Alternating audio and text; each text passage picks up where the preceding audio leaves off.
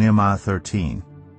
On that day the book of Moses was read aloud in the hearing of the people, and there it was found written that no Ammonite or Moabite should ever be admitted into the assembly of God, because they had not met the Israelites with food and water, but had hired Balaam to call a curse down on them.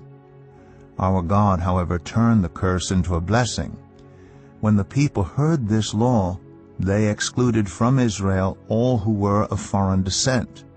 Before this, Eliashib the priest had been put in charge of the storerooms of the house of our God.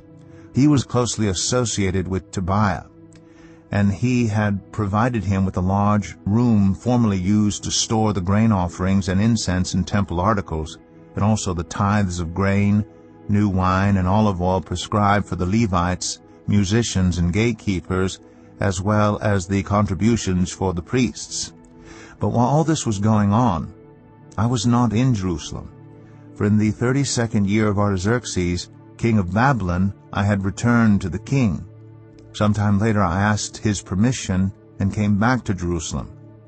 Here I learned about the evil things Eliashib had done in providing Tobiah a room in the courts of the house of God.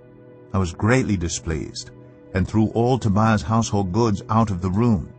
I gave orders to purify the rooms, and then I put back into them the equipment of the house of God, with the grain offerings and the incense.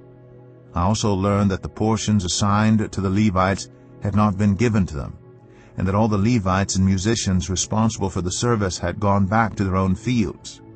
So I rebuked the officials and asked them, "Why is the house of God neglected?" Then I called them together and stationed them at their posts. All Judah brought the tithes of grain, new wine, and olive oil into the storerooms. I put Shelemiah the priest, Zadok the scribe, and a Levite named Pedaiah in charge of the storerooms, and made Hanan, son of Zakur, the son of Mattaniah, their assistant, because they were considered trustworthy. They were made responsible for distributing the supplies to their fellow Levites. Remember me for this, my God, and do not blot out what I have so faithfully done for the house of my God and its services. In those days I saw people in Judah treading wine presses on the Sabbath, and bringing in grain, and loading it on donkeys, together with wine, grapes, figs, and all other kinds of loads. And they were bringing all this into Jerusalem on the Sabbath. Therefore I warned them against selling food on that day. People from Tyre who lived in Jerusalem were bringing in fish and all kinds of merchandise, and selling them in Jerusalem on the Sabbath to the people of Judah. I rebuked the nobles of Judah and said to them, "What is this wicked thing you are doing, desecrating the Sabbath day? Didn't your ancestors do the same things, so that our God brought all this calamity on us and on this city?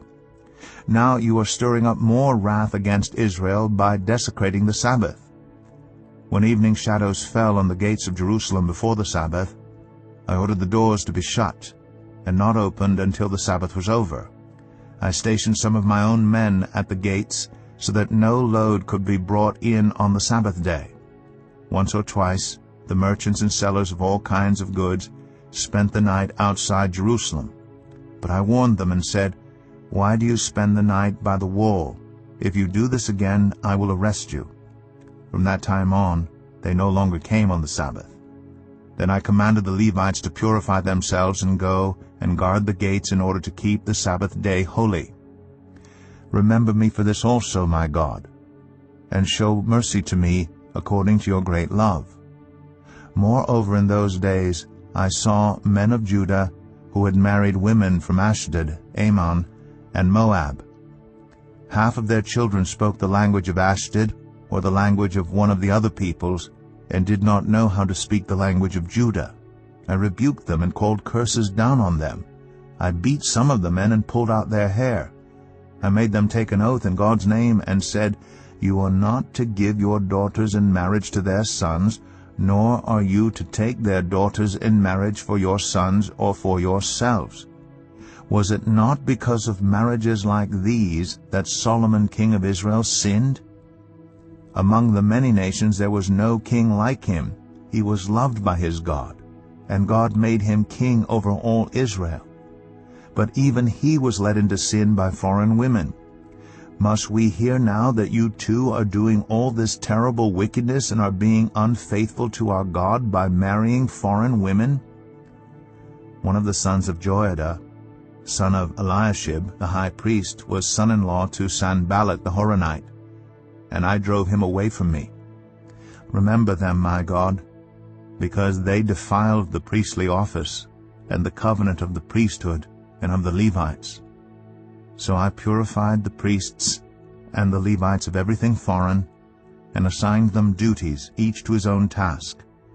I also made provision for contributions of wood at designated times, and for the first fruits. Remember me with favor, my God.